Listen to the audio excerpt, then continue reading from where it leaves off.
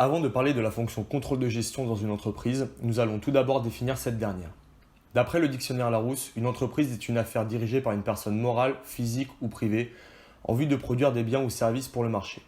De l'autre côté, le contrôle de gestion est le représentant de la bonne santé de l'entreprise en s'assurant que les ressources sont employées efficacement. Contrôler la gestion, c'est fixer des objectifs et fixer la manière dont vont agir les gens. Mais, de nos jours, préparer un budget n'est qu'un rituel chronophage et coûteux. Le contrôle budgétaire ne provoque pas d'effet d'apprentissage. C'est pourquoi un certain nombre d'entreprises ont décidé d'abandonner la fonction contrôle de gestion. Mais alors, comment s'organise-t-elle sans cette fonction?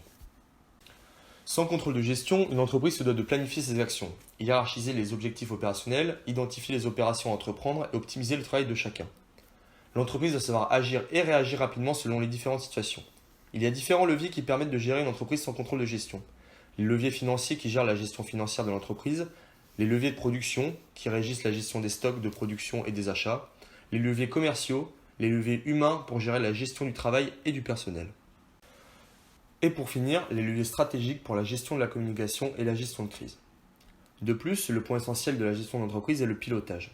Il consiste à identifier les signaux faibles pour anticiper des futurs changements, de manière à prendre les décisions les plus adaptées en adéquation aux objectifs de l'entreprise et du contexte. Contrairement à ce que l'on pourrait penser, la proportion des PME françaises qui établissent régulièrement un budget prévisionnel n'est pas de 50% voire plus, mais de moins de 10%. De même, des grands groupes tels que la banque suédoise Svenska Handelsbanken, l'une des plus rentables d'Europe, le constructeur automobile Volvo et le leader de la chimie de spécialité Rhodia se sont eux aussi débarrassés de leur politique budgétaire. L'utilité du budget est d'après eux moindre comparée aux inconvénients pratiques. Pour l'entreprise Rhodia par exemple, c'est le temps perdu à l'élaboration d'un budget qui l'a fait changer d'avis. Cela pouvait prendre jusqu'à 6 mois, le temps de mettre d'accord tous les collaborateurs au sein de l'entreprise. Cela rendait le budget inutilisable car il était fait sur des prévisions qui avaient eu lieu jusqu'à 6 mois plus tôt. L'autre grand défaut attribué au budget par certaines PME est son inflexibilité, car il répartit en début d'année les ressources de l'entreprise alors que l'environnement change constamment. Ces PME préfèrent justifier chaque dépense par les résultats qu'elle permettra d'obtenir.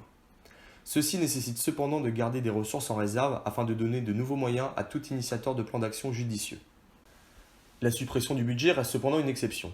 Mais en regardant bien, on voit que même un géant tel que Bouygues fonctionne avec un budget considérablement allégé, concentré autour de moins de 20 données clés, mesurant les ventes, les marges, la productivité des salariés, etc. Pour conclure cette vidéo, nous avons pu voir lors de différents exemples cités qu'une entreprise peut clairement fonctionner sans la fonction contrôle de gestion. Les cas sont là. Pour certaines entreprises, ne pas avoir de budget représente un énorme gain de temps, donc des bénéfices supplémentaires. Cependant, cela ne veut pas dire qu'il est obligatoire de se passer d'un budget. Avoir un budget dépend de l'activité de l'entreprise, mais aussi également de sa taille. Merci à tous de nous avoir écoutés.